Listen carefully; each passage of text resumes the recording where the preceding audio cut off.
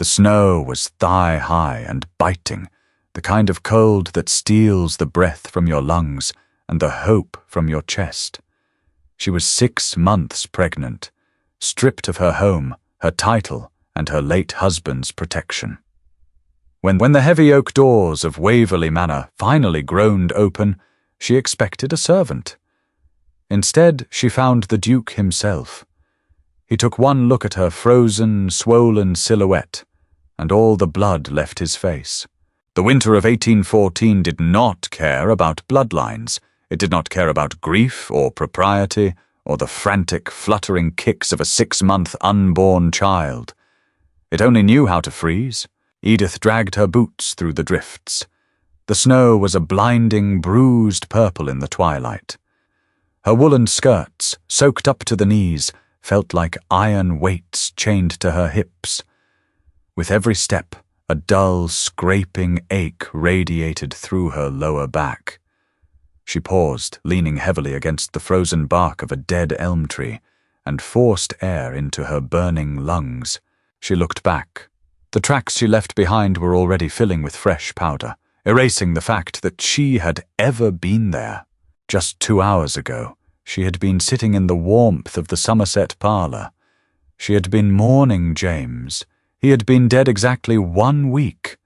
The soil over his grave was frozen solid, and before the tea in her cup had even gone cold, his brother Frederick had walked into the room with a leather-bound ledger and 2 footmen. "The estate is entailed, Edith," Frederick had said. His voice was smooth, practiced. It lacked entirely the stuttering warmth of the man she had married. "My brother left no will that my solicitors recognize. And as for your condition, well, you spent the entire spring in London without him. I will not have a bastard inherit Somerset lands." She hadn't screamed. She hadn't thrown the teacup at his smug, perfectly shaven face. Cynicism had always been Edith's armor. She knew how the world worked. A woman without a husband was a liability. A woman holding an estate hostage with an unborn heir was a threat. Frederick was simply neutralizing a threat. He gave her 10 minutes to pack a single valise. He kept her jewels. He kept the carriage. He opened the front door to a blizzard and watched her walk out. Now the cold was moving past her skin, sinking into her bones. Her fingers were numb inside her thin leather gloves. She clutched the collar of her cloak, trying to trap the meager heat of her own breath. The baby rolled inside her, a heavy, agitated movement that made her gasp. "I know," she whispered. Her lips felt stiff, as if they were made of wax. "I know, just a little further." Waverley Manor sat 3 miles across the valley. It was the only estate close enough to reach on foot. It was also the last place on earth Edith wanted to go. Benedict, the Duke of Waverley, did not like her. That was a polite understatement. 5 years ago, they had stood in a shadowed corridor at a ball in Mayfair. He had asked her to wait for him to return from the continent. He had asked her with his hands rough on her shoulders and his voice thick with something that terrified her. She hadn't waited. She had chosen James, the safe, uncomplicated younger son of an earl.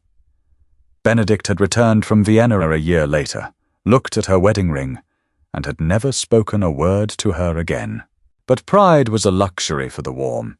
The wind howled, whipping ice crystals against her cheeks. The sky bled from twilight into true pitch black. The sprawling, jagged silhouette of Waverley Manor finally broke through the tree line. It looked less like a home and more like a fortress, its stone walls hoarding the light from a dozen lit windows. Edith stumbled. Her boot caught on a hidden root beneath the snow, and she went down hard on her knees. The impact jarred her teeth. Panic, hot and metallic, flooded her throat. She wrapped her arms around her swollen stomach, curling into the snow. The cold was beginning to feel warm. That was a bad sign. The physician in London had warned her about the final stages of freezing. The body stops fighting. It goes to sleep. She closed her eyes. The snow felt incredibly soft. It would be so easy to just rest here for a moment. Just 5 minutes. No. A violent animal instinct surged in her chest. She forced her eyes open. She clawed her hands into the snow, feeling the sharp bite of ice tear at her fingernails, and pushed herself up. She left her valise in the snow. It was too heavy. She dragged herself up the final incline, crossing the manicured, frozen lawns of Waverley. The grand stone steps leading to the entrance were slick with ice. She crawled up them on her hands and knees. By the time she reached the massive oak doors, she could no longer feel her feet. She reached up, her hand shaking violently, and grabbed the heavy brass knocker. She slammed it down once, twice. The sound was swallowed by the howling wind. She slumped against the door, the rough wood scraping her cheek. "Please," she breathed to the empty air. Then she heard the heavy metallic scrape of a lock turning. Benedict was not asleep. He rarely slept before midnight, preferring the quiet isolation of his study, the sharp burn of a neat brandy, and the endless columns of estate accounts. The winter storms usually brought a deep, satisfying silence to the manor, but the noise at the door had not been the wind. It was a heavy, desperate thud. He had dismissed the staff to their quarters hours ago. Frowning, he set his glass down on the mahogany desk. He picked up a silver candelabra, the three flames flickering wildly as he walked down the cavernous main hall. His cravat hung loose around his neck, his waistcoat unbuttoned. "Who is there?" he called out. His voice echoed off the marble floors. No answer. Only the rattling of the oak panels against the gale outside. Benedict set the candles on a side table. He grasped the heavy iron latch, turned the bolt, and pulled the door inward. The wind immediately blasted into the foyer, extinguishing the candles and bringing a spray of sharp snow with it. A figure collapsed across the threshold, falling directly onto the marble floor at his feet. Benedict stepped back, startled. It was a woman. She was covered in snow, her heavy black mourning cloak stiff with ice. She was curled on her side, motionless. "Good God," he muttered. He dropped to one knee, reaching out to grasp her shoulder. The wool of her cloak was frozen solid. He rolled her onto her back. The pale moonlight filtering through the open doorway caught her face. Benedict's breath vanished. The world entirely stopped. Edith, her skin was the color of skimmed milk. Her lips were bruised blue, and frost clung to her dark eyelashes. She looked dead. For one agonizing, suspended second he thought she was. Then she let out a shallow, ragged exhale. Benedict didn't think. The bitterness, the 5 years of carefully cultivated indifference, the anger that usually flared at the mere thought of her name. All of it evaporated, replaced by a spike of sheer, blinding terror. He slipped his arms under her. It was then he felt the heavy, unmistakable swell of her stomach beneath the ruined cloak. He froze. He stared down at her midsection, then back up at her lifeless face. James's child. She was heavily pregnant. Out here, in a blizzard, alone. "Edith," he said, his voice cracking. He shook her gently. "Edith, open your eyes." She didn't move. Benedict stood, lifting her off the marble. She was astonishingly heavy with the waterlogged wool and the weight of the child, but the adrenaline singing in his veins made her feel like nothing. He kicked the heavy front door shut with his boot, sealing out the storm. "Mrs. Hales!" Benedict roared. The sound tore through the quiet house, violently loud. He didn't wait for a response. He carried Edith down the hall, bypassing the grand staircase and heading straight for the warmth of the ground-floor drawing room. He kicked the door open. The fire in the massive hearth was still burning low, casting a dull orange glow over the leather furniture. He laid her on the velvet sofa, immediately pulling off his own jacket and tossing it aside. He reached for the clasp of her cloak at her throat. His hands, usually steady enough to thread a needle, were shaking. He fumbled with the frozen brass hook, finally snapping it open. "Mrs. Hales!" he shouted again, louder this time. Footsteps hurried down the hall. The housekeeper appeared in the doorway, tying a robe over her nightgown, her eyes wide. "Your Grace, what on earth—" "Get Dr. Finch," Benedict ordered, not looking up. He was pulling the sodden, heavy cloak away from Edith's body. "Send a boy on the fastest horse. Tell him if he isn't here in 20 minutes, I will drag him here myself. Then bring blankets, hot bricks, tea, go!" Mrs. Hales took one look at the pregnant woman on the sofa and practically ran. Benedict dropped to his knees beside the sofa. Without the cloak, she looked terribly fragile. Her black morning gown was damp, clinging to her swollen belly. He pulled off his leather gloves and took her hands. They were like ice. He began to rub her hands briskly between his own, trying to force the blood back into her extremities. "Come back," he muttered, watching her chest for the shallow rise and fall. "Don't do this. Do not do this in my house, Edith." Her head lolled to the side, her brow furrowed, a tiny line appearing between her eyebrows. It was a familiar expression, the face she made when she was trying to solve a particularly difficult puzzle. Slowly, her eyelids fluttered. Benedict stopped breathing. Edith's eyes opened. They were unfocused, glassy. She stared up at the plastered ceiling, then slowly dragged her gaze down to the man kneeling beside her. She blinked. The blue of her eyes cut through the dim light of the fire. She looked at his face. She looked at his hands, currently engulfing hers. "Benedict," she croaked. Her voice sounded like crushed glass. "I'm here," he said. He didn't let go of her hands. He held them tighter. "You're safe." A bitter, humorless smile touched the corner of her blue lips. "You look—" she wheezed, closing her eyes again. "Awful." A short, breathless laugh punched its way out of his chest. "And you look like a drowned corpse." Her face tightened in sudden pain. She pulled one hand from his grip and clamped it over her stomach, a low gasp escaping her teeth. Benedict leaned in, the panic returning instantly. "Is it the child? Are you in labor?" "No," she breathed, her jaw clenched. "Just kicking. He doesn't like the cold." She opened her eyes and looked at him. The vulnerability in her expression was raw, completely devoid of the sharp-witted armor she had always worn around him. "Frederick threw me out." The name took a second to register. James's brother, the new lord of the Somerset estate. Benedict's jaw tightened. A cold, quiet fury settled in his stomach, far more dangerous than the winter storm outside. He looked at her bruised face, at the wet hem of her dress, at the undeniable proof of her pregnancy.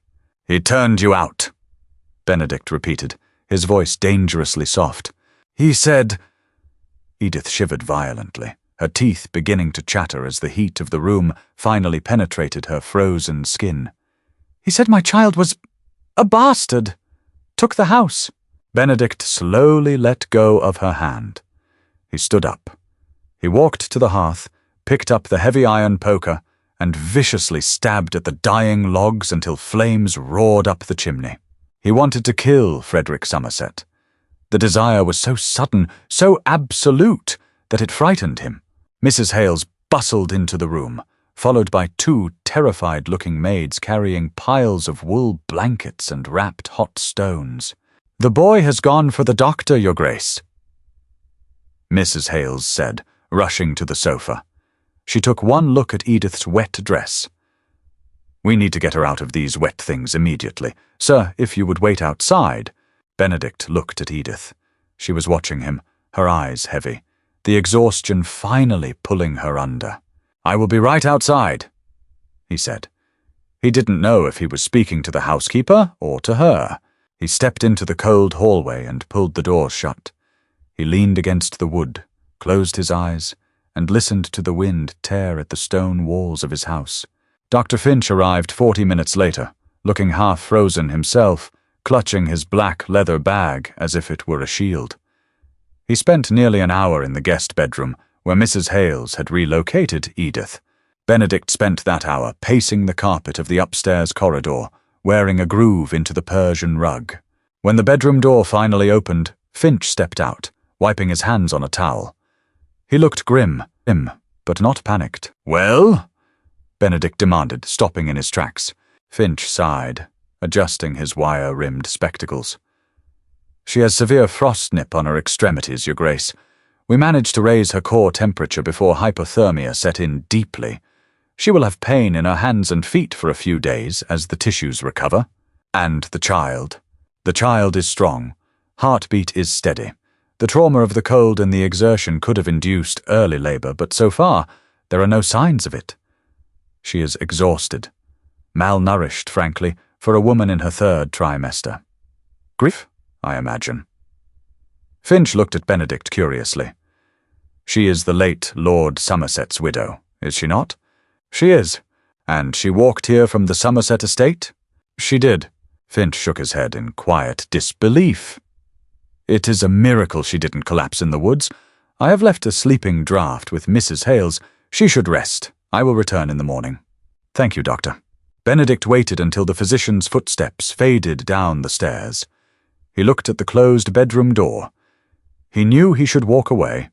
He should go back to his study, pour another brandy, and let the staff handle it. Having her here, under his roof, was a complication he had spent 5 years avoiding. He placed his hand on the brass knob and turned it.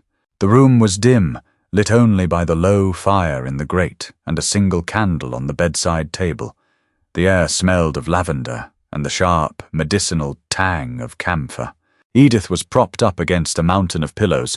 She was wearing one of Mrs. Hales's plain white nightgowns, which swallowed her frame. Her dark hair, completely dry now, was braided over one shoulder. She wasn't asleep. She was staring at the flames, a cup of untouched tea resting in her hands. Benedict closed the door behind him with a soft click. She turned her head.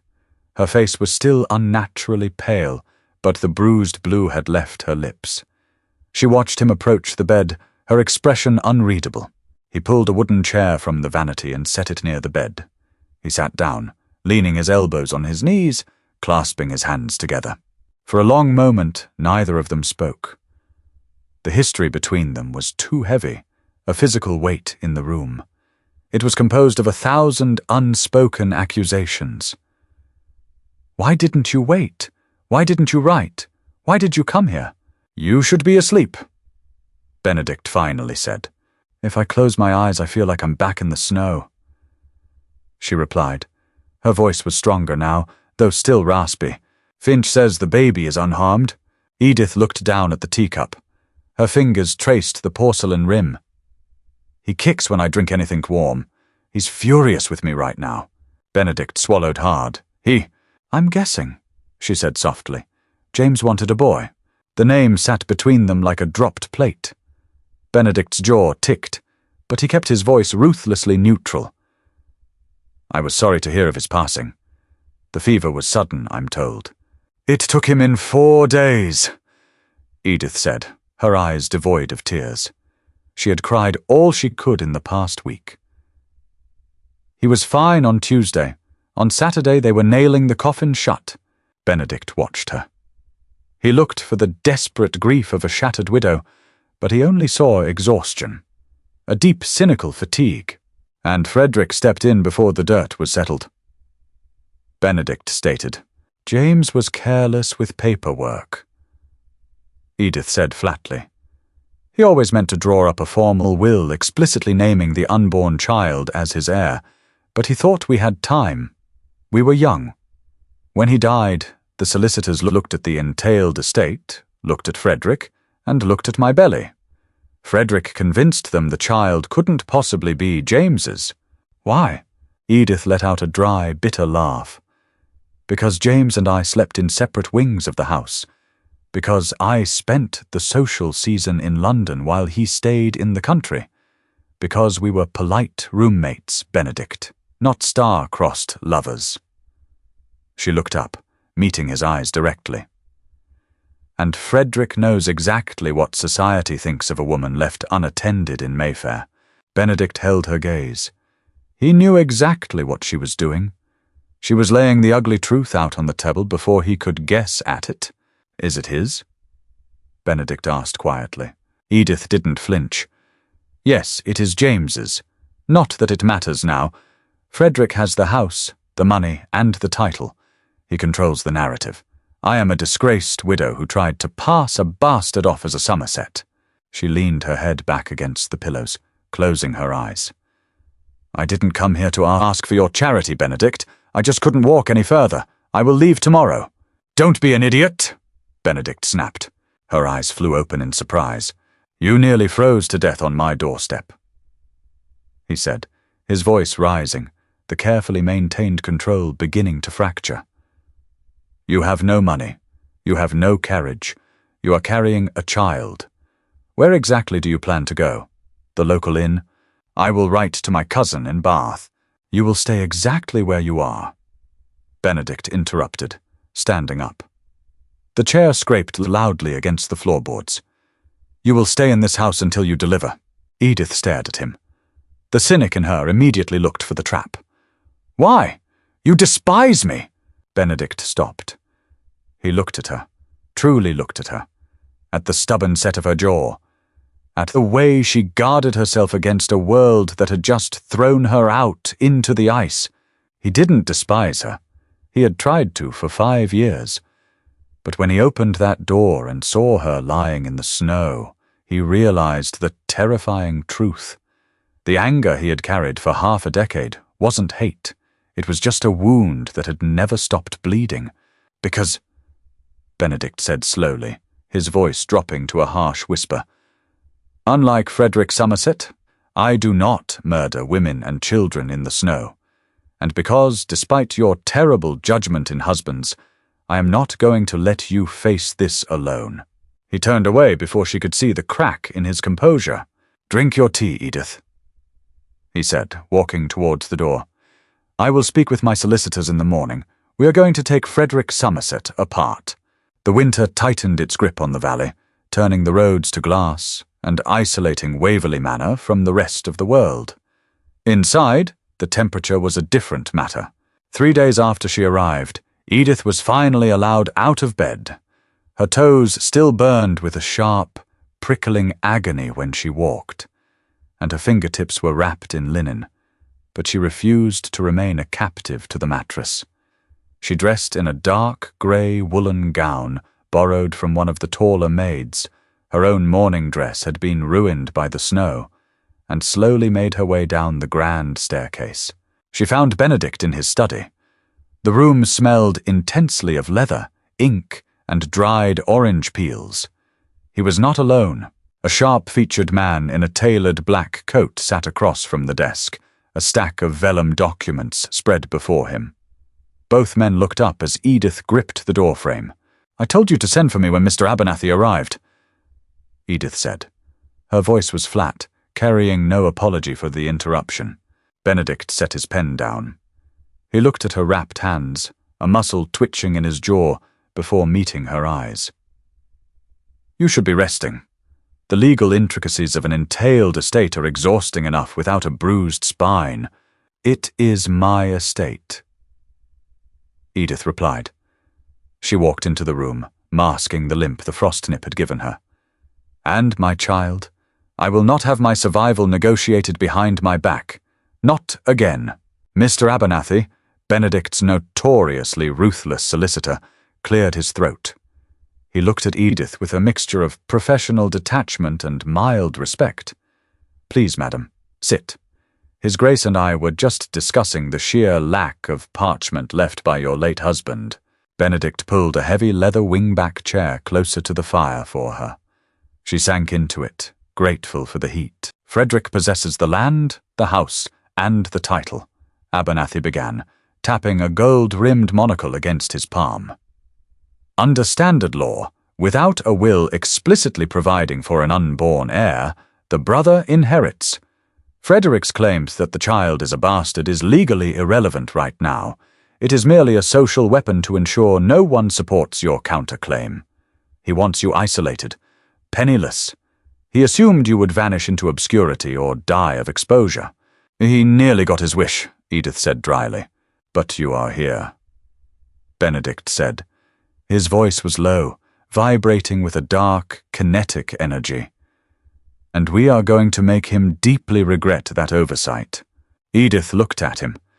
Benedict was leaning against the edge of his mahogany desk, his arms crossed. He wasn't the bitter, spurned man she remembered from 5 years ago. He was a tactician. He looked entirely in his element. "How?" she asked. "Frederick has the courts in his pocket. He has James's friends." "Frederick has a gambling habit," Benedict corrected. "A very quiet, very expensive habit. He spent the last 4 years losing heavily at hazard in the private rooms of St. James's. James was constantly paying off his debts to prevent a scandal. Did you know?" Edith frowned, sifting through her memories of her late husband. James had always complained of missing funds, of poor harvests. "He told me the tenants were failing to pay. I never saw the ledgers, because Frederick kept them hidden," Benedict said. He looked at Abernathy. The solicitor pulled a thin sheet of paper from his stack. "His Grace dispatched riders to London the morning after you arrived. We have begun purchasing Lord Frederick's outstanding promissory notes from his various unsavoury creditors. By next week the Duke of Waverley will own exactly 80% of the new Lord Somerset's debt." Edith stared at the paper. It was a vicious, breathtakingly clean manoeuvre. "You bought his debt. I am going to bankrupt him," Benedict said smoothly. It wasn't a threat. It was an architectural plan. "But that only punishes him. It does not restore your son's birthright. To do that, we need proof that James intended the child to inherit. We need a draft of a will, a letter, a witness." Edith closed her eyes. Her mind raced, sorting through the frantic, grief-soaked days before Frederick threw her out. The Somerset Library, the smell of James's pipe tobacco, the locked drawer in his desk. Her eyes snapped open. "The floorboards!" Both men stopped. "In the summer parlour," Edith said, her heart accelerating. James had the carpenters replace a section of oak flooring near the hearth. He hated the bank in London. He didn't trust solicitors. She shot an apologetic look at Abernathy. "He kept private correspondence in a tin box beneath the loose board under the Persian rug. He thought it was terribly clever. If he drafted a will, it is there." Abernathy leaned forward, his eyes gleaming like a hound catching a scent. "Are you certain?" "I am certain the box exists. I am not certain what is in it." Benedict straightened up. "Then we need that box. Frederick has doubled the guard at the estate," Edith warned. "He changed the locks. You cannot simply walk in." "I am a duke, Edith," Benedict said. A slow, chilling smile touched his lips. "I do not walk in. I take the doors off the hinges. The waiting was the hardest part. For 3 weeks the winter storms raged, burying the roads and halting any immediate action. Abernathy departed for London to finalize the acquisition of Frederick's debts, leaving Edith and Benedict alone in the massive, echoing cavern of Waverley Manor. They circled each other like 2 wolves in a cage, deeply aware of the other's presence, yet strictly maintaining their distance. They took their meals together at opposite ends of a 20-foot dining table. They exchanged polite, hollow observations about the weather. It was exhausting. One night in late January, the silence finally broke. Edith couldn't sleep.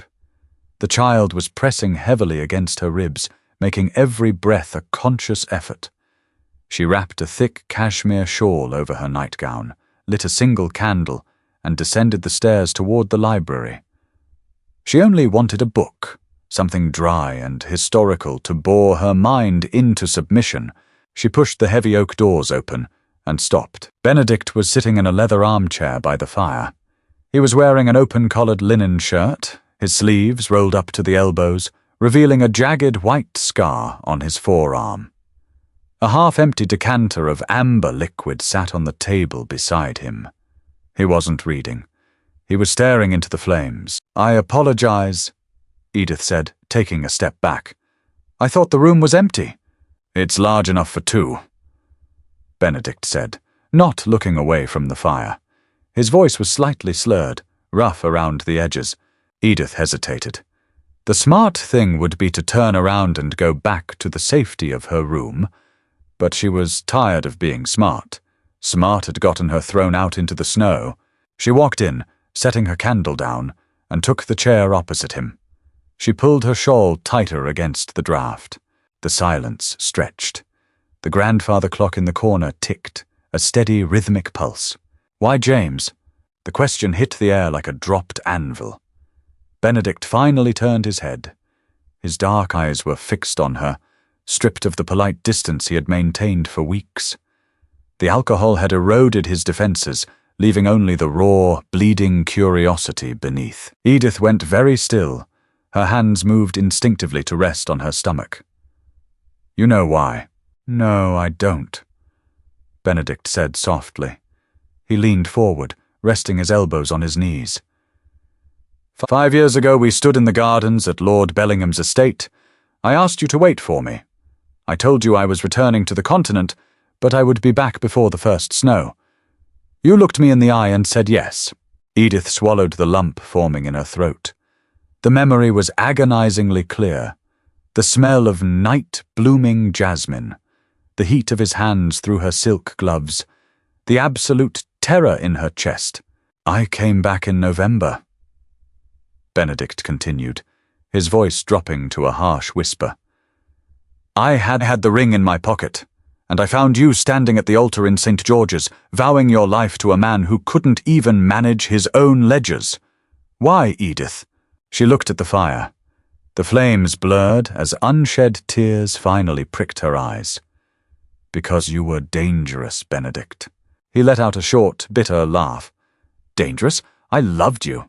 "You loved a war," she shot back, her voice suddenly fierce. She looked at him, letting all the cynical, guarded armor fall away. "You were the second son of a duke. You had a commission in the cavalry. You thrived on the edge of a blade. You were going to Vienna, to a continent tearing itself apart. Do you know how many letters I read from the front lines? How many of my friends put on black veils before they were 20 because the men they loved wanted glory more than they wanted to live?" Benedict went silent. The anger in his posture faltered. "I was 19, Edith said, her voice shaking. "My father was bankrupt. We had nothing. I needed safety. I needed a home that wouldn't collapse when the postman delivered a casualty list. James offered me a quiet life in the country. He offered me certainty." She let out a hollow, self-deprecating laugh. "Look how well that turned out. He died of a fever, and his brother left me to freeze. I chose safety, and it nearly killed me." Benedict watched her. The firelight cast deep shadows across the planes of his face. The bitterness that had defined him for 5 years seemed to physically drain out of the room, leaving behind something far more complex. "I came back," he said quietly. "I survived, but I didn't know you would," she whispered. He didn't argue. He understood. It was the tragedy of pragmatism, the cruel reality that in their world, a woman's heart was always secondary to her survival. He had judged her for a betrayal, when in truth she had simply been trying not to drown. Suddenly, Edith gasped. Her hands clamped down on her stomach. Her breath hitched, her eyes widening in shock. Benedict was out of his chair in a second, instantly sober. He dropped to his knees in front of her. "Edith, the child?"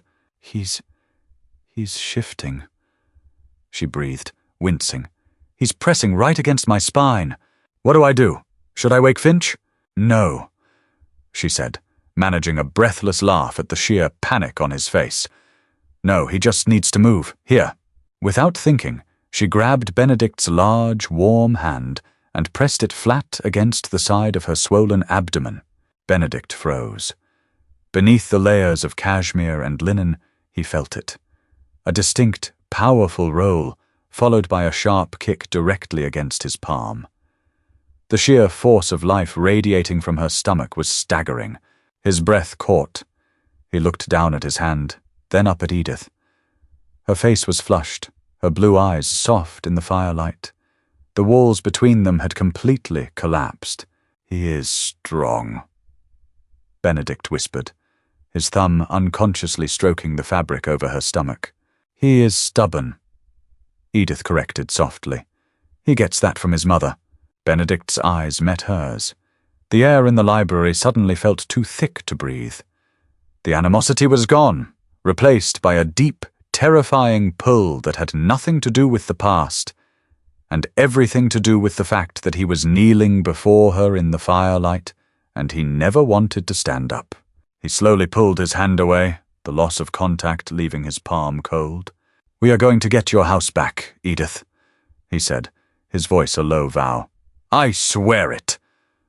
The thaw came in late February. The snow melted into muddy, impassable sloughs, but the roads finally opened. With the spring came the reckoning. Frederick Somerset did not wait to be summoned. He arrived at Waverley Manor uninvited, accompanied by a solicitor of his own, and 2 burly outriders. He looked exactly as Edith remembered, impeccably tailored, with a sharp, aristocratic nose and eyes completely devoid of warmth. Benedict received him in the grand drawing-room. Edith stood by the window, half hidden by the heavy velvet drapes. She was 7 months pregnant now, her center of gravity entirely shifted, but she stood perfectly straight. She refused to hide. "Your Grace," Frederick said, executing a shallow, insulting bow. He did not look at Edith. "I must confess, I was surprised by your invitation to negotiate. I was under the impression Waverley did not concern itself with local squabbles." "It is not a squabble, Frederick," Benedict said. He was standing by the fireplace, a glass of water in his hand. He looked relaxed, dangerously so. "It is a theft." Frederick offered a patronizing smile. "I assume you refer to my late brother's widow. I see she survived her dramatic exit. It is a pity she has chosen to impose upon your charity. I assure you, her claims regarding the child are nothing but the hysterical delusions of a grieving woman." "Do not speak about me as if I am a piece of furniture," Edith snapped, stepping out from the drapes. Frederick finally looked at her. His eyes dropped to her swollen stomach, his lip curling in overt disgust. "You look well, Edith, though I imagine the Duke's hospitality is far more comfortable than a spinster's cottage. Tell me, how exactly did you convince a man who famously despises you to take you in? Did you use the same talents you used to trick my brother into marriage?" Benedict set his glass down. The sharp clack of crystal against wood echoed like a gunshot. "Tread very carefully, Somerset," Benedict warned, his voice dropping an octave. "Or what?" Frederick sneered, his arrogance overriding his common sense. "You will challenge me to a duel? Over her, please. Everyone in London knows you couldn't stand the sight of her. The only reason you're holding her here is to spite me. But it won't work. I have the estate. The child is a bastard, and if she attempts to file a claim in Chancery, I will drag her name through the mud of Mayfair until she is utterly ruined. She will be known as the Whore of Somerset." Benedict moved so fast, Edith didn't even see him cross the rug. He didn't shout. He didn't issue a formal challenge. He simply grabbed Frederick by the lapels of his immaculate coat, slammed him backward into the mahogany wall paneling, and drove his fist directly into Frederick's jaw. The crunch of bone was sickeningly loud. Frederick's solicitor shrieked and scrambled backward. Frederick slumped to the floor, blood immediately pouring from his mouth, his eyes rolling back in his head. Edith gasped, her hands flying to her mouth. Benedict stood over the bleeding man, shaking his bruised knuckles. He looked utterly calm. He reached into his breast pocket, pulled out a thick envelope sealed with red wax, and tossed it onto Frederick's chest. Frederick groaned, spitting a mouthful of blood onto the rug. He looked up at Benedict in dazed terror. "What is that?" Frederick managed to slur, clutching his jaw. "Those are your debts," Benedict said smoothly. "Every single marker from St. James's. The sum is roughly £40,000. As of yesterday, I owned them. I am calling them in. Today." Frederick's face went the colour of ash. 40,000? I cannot pay that. The estate revenues are tied up in the winter frosts. You know I don't have the liquidity." "I know," Benedict said. which means by tomorrow morning you are bankrupt. You will go to debtor's prison. The Crown will seize your assets." "You can't do this!" Frederick yelled, panic finally breaking his arrogant facade. He scrambled to his knees. "The estate is entailed. You cannot touch the land." "I don't want the land," Benedict said. "I want the tin box under the floorboards in the summer parlor." Frederick froze, the blood dripping from his chin momentarily suspended. "How? A man who hides a will because it disinherits him is a criminal," Benedict continued, his voice a lethal, quiet drawl. "A man who attempts to murder a pregnant woman by exposing her to a blizzard is a monster. I could have you hanged, Frederick, but ruin is so much more poetic." Frederick looked at Edith.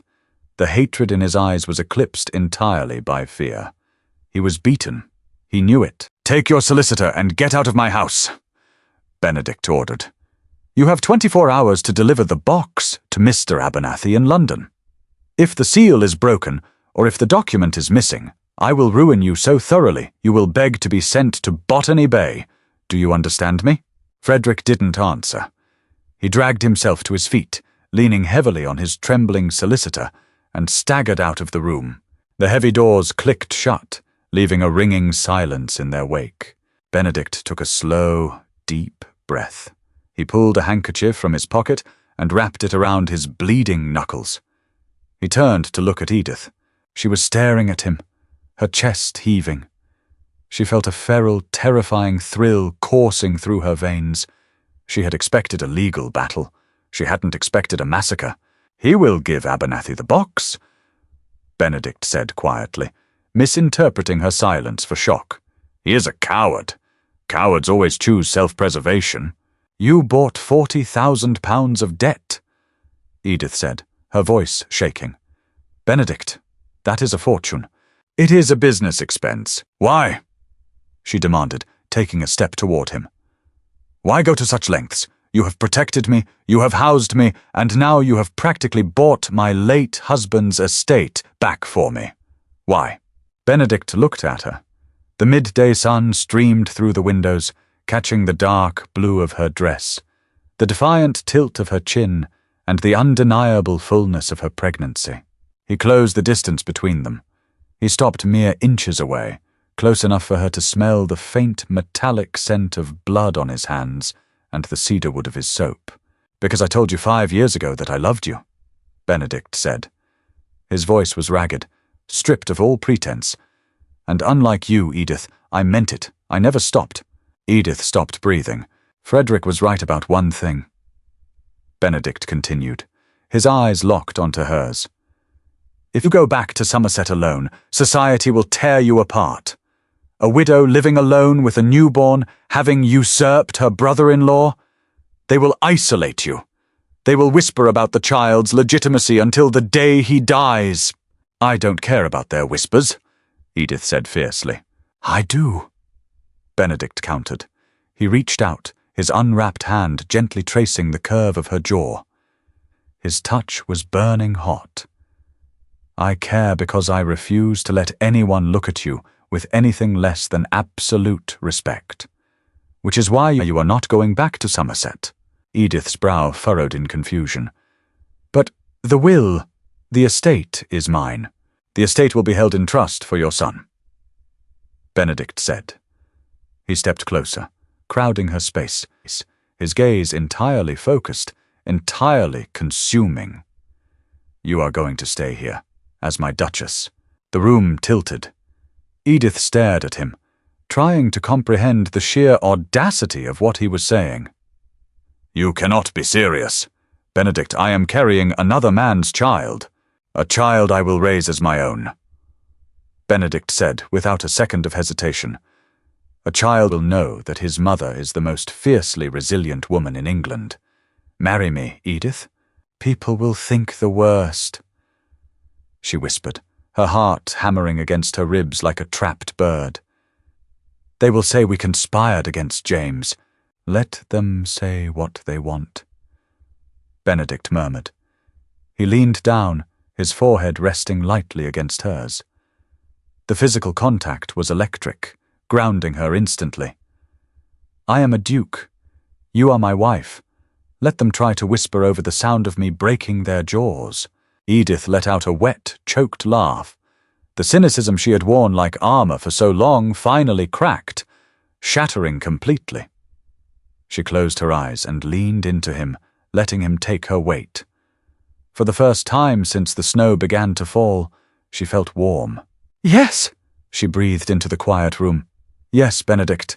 He exhaled a long, shuddering breath, wrapping his arms around her and holding her tight. The child kicked between them, a small, stubborn spark of life, safe at last within the fortress of Waverley. The tin box smelled faintly of rust and damp earth. Mr. Abernathy set it upon the polished surface of Benedict's desk, with the reverence of a priest handling a holy relic. The metal was scratched, the small brass lock broken. Frederick had obviously tried to pry it open before realizing the brute force of his actions would only implicate him further. Edith sat in the leather wing-back chair, her hands folded over the heavy slope of her stomach. She stared at the box. It looked so ordinary. It was agonizing to think that her survival, her son's entire future, had been locked inside something that looked like a tea caddy. Lord Frederick's solicitor delivered it at dawn, Abernathy said, pulling a pair of reading glasses from his breast pocket. He looked thoroughly unwell. Apparently the new Lord Somerset spent the night drinking himself into a stupor and shouting at the servants. "Let him shout," Benedict said.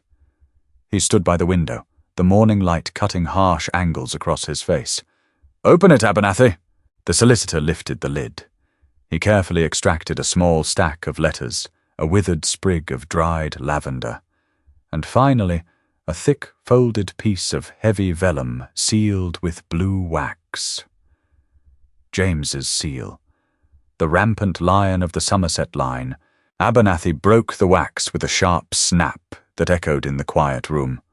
He unfolded the vellum, his eyes scanning the dense, slanting script. A slow, deeply satisfied smile spread across his sharp features. "It is a draft," Abernathy confirmed, his voice dropping to a professional murmur. "But it is signed, dated, and witnessed by the estate manager and the local vicar.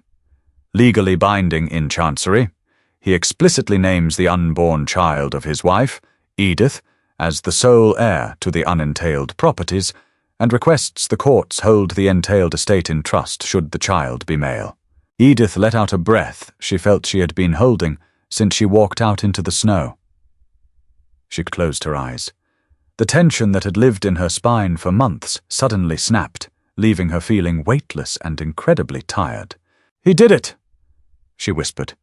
"James actually did it." "He did," Benedict said softly.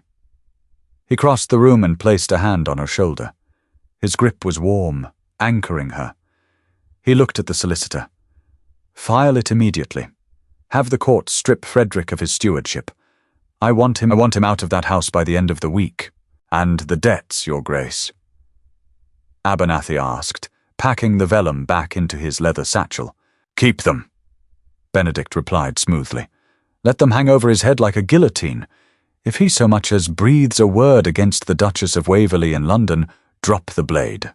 Abernathy nodded, understanding perfectly. He bowed to them both and took his leave. The door clicked shut. Edith looked up at Benedict. "The Duchess of Waverley.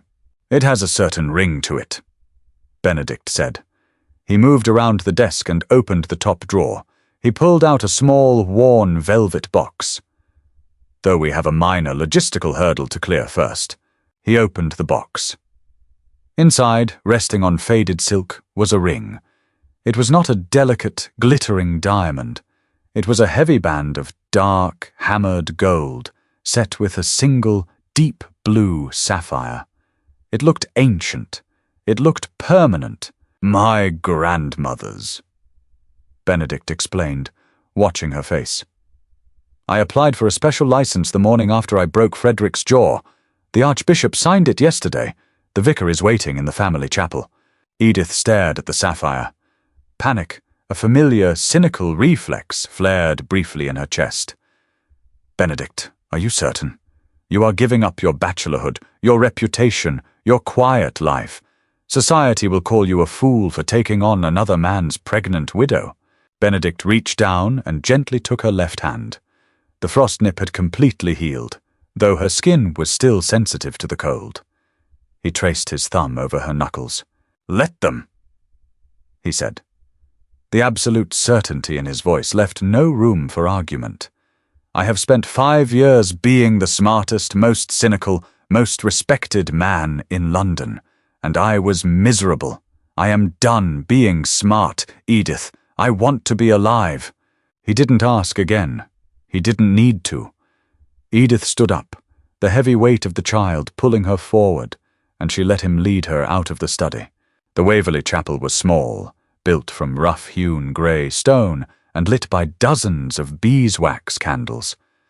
There were no flowers, there was no choir. The only witnesses were Mrs. Hales, dabbing her eyes with a lace handkerchief, and the solemn estate manager. Edith stood before the altar in her dark blue gown. When the vicar asked for her vows, she did not look at the cross. She looked at Benedict. She remembered the terrified 19-year-old girl who had chosen a safe harbour over a stormy sea. She wasn't that girl anymore. The ice had burned that girl away. Benedict slid the heavy gold ring onto her finger. It was slightly too large, but her knuckles were swollen from the pregnancy, holding it securely in place. The metal felt warm against her skin. "With my body I thee worship," Benedict murmured, his dark eyes fiercely locked onto hers. "And with all my worldly goods I thee endow." It wasn't a transaction. It was a surrender. For the first time in her life, Edith did not calculate the risks. She simply leaned forward and kissed him, tasting salt and the faint, lingering heat of the vows they had just sworn. The child did not wait for the summer. It happened in the second week of May. The snow was a distant memory, replaced by the violent, torrential rains of spring. The grounds of Waverley Manor were a sea of green, the air thick with the smell of wet earth and blooming lilac. Edith woke in the dark, hours before dawn. The pain did not announce itself with a gentle ache. It tore through her lower back like a hot iron, violently snapping her awake. She gasped, her hands flying to her stomach. The muscles beneath her skin were completely rigid, seized in a terrifying vice-like grip.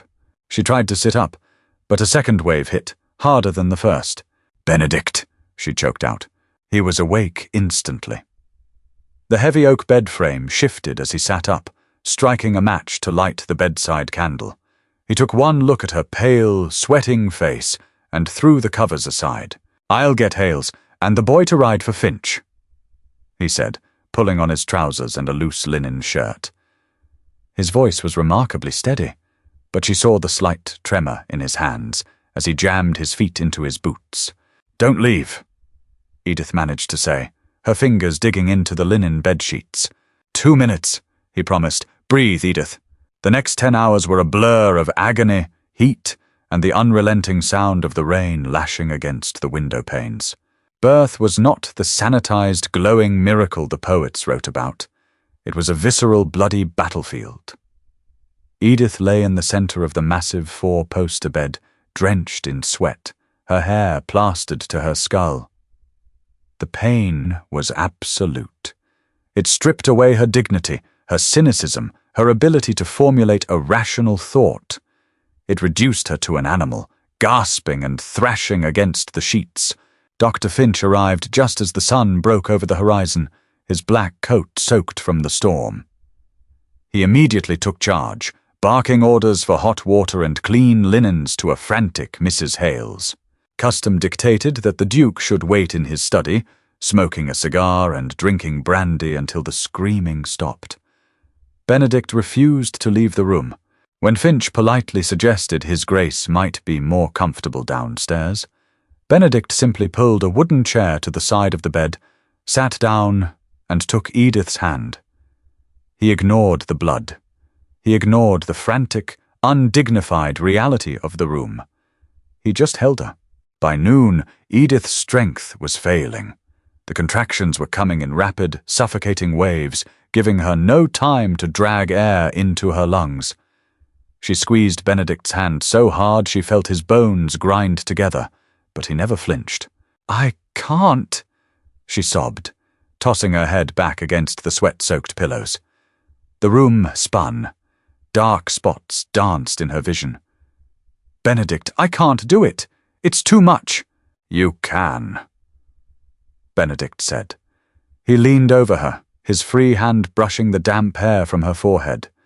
His face was pale, his eyes dark with a helpless, terrifying panic he was desperately trying to hide from her. "You walked 3 miles through a blizzard, Edith. You fought a duke, and you beat a tyrant. You are not going to lose to this." "Push, Your Grace!"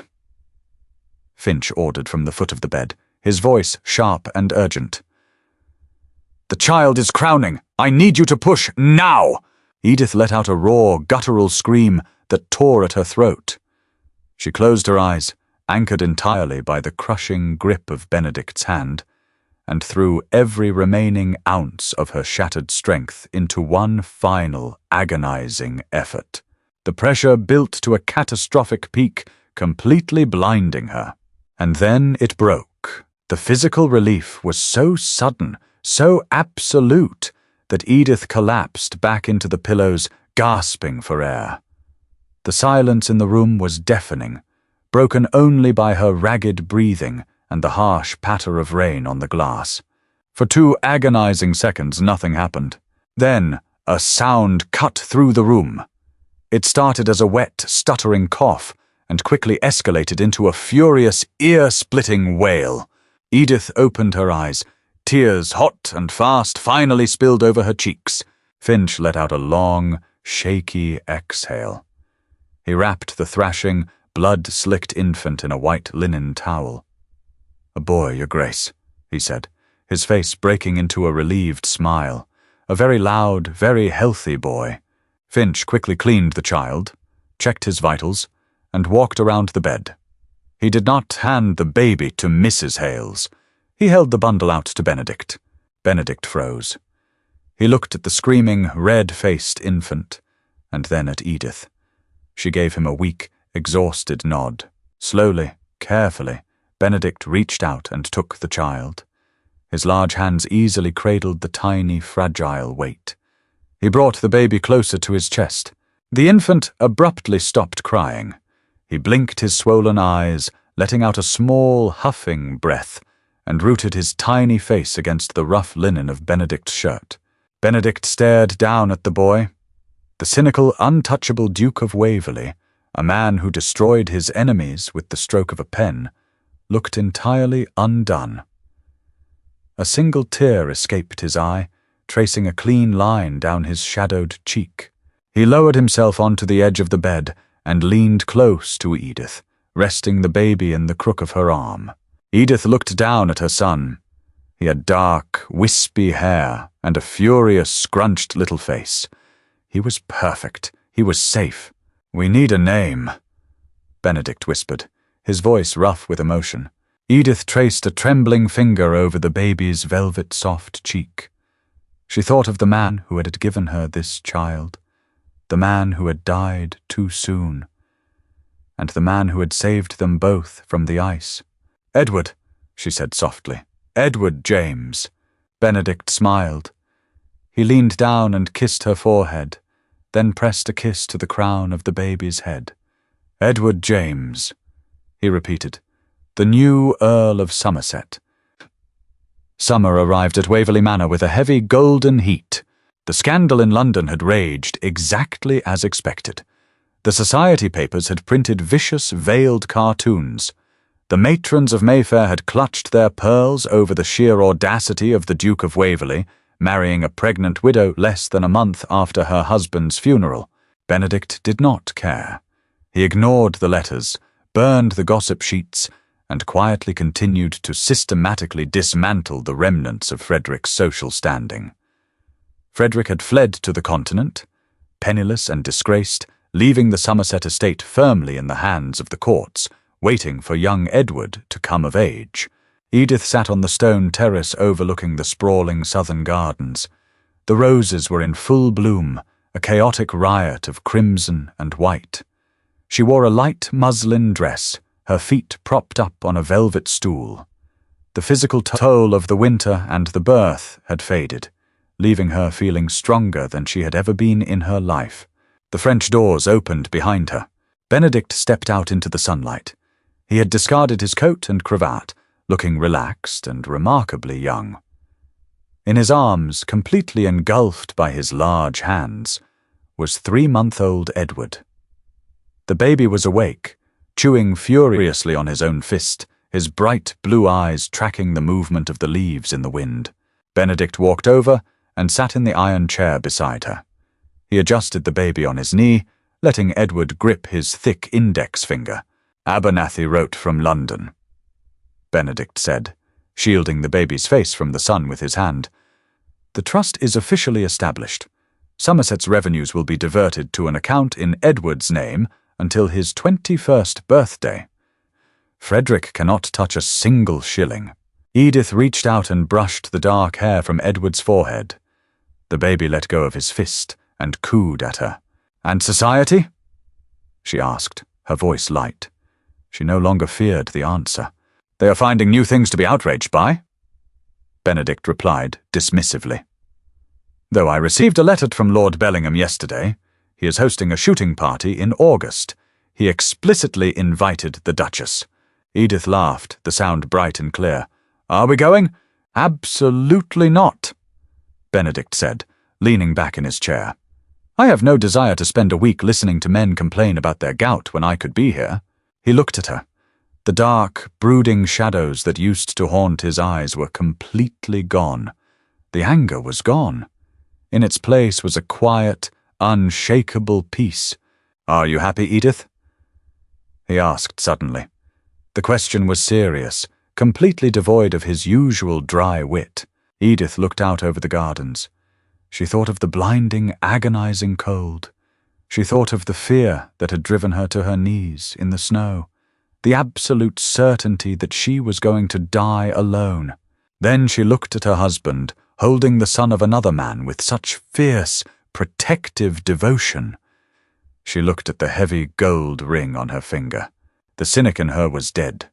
The ice had finally melted. "I am," she said. She reached across the small gap between them and took his hand, lacing her fingers through his. "For the first time in my life, Benedict, I am completely warm." Edward let out a loud, demanding squawk, dropping his toy block onto the stone terrace. Benedict chuckled, leaning down to retrieve it, completely at ease in the chaos of his new life. The Duke had opened his door to the winter, and in doing so, he had finally let the summer in. The storm may have taken her past, but it forced her to find her true future. Edith and Benedict's story is a testament to the fact that sometimes the coldest nights lead us exactly to the warmth we always deserved. Survival isn't just about breathing, it's about finding the courage to live. If this tale of resilience, defiance, and unexpected love kept you captivated, please hit the like button and share it with your friends. Don't forget to subscribe to the video for more deeply human, grounded historical dramas. What was your favorite moment? Let us know below.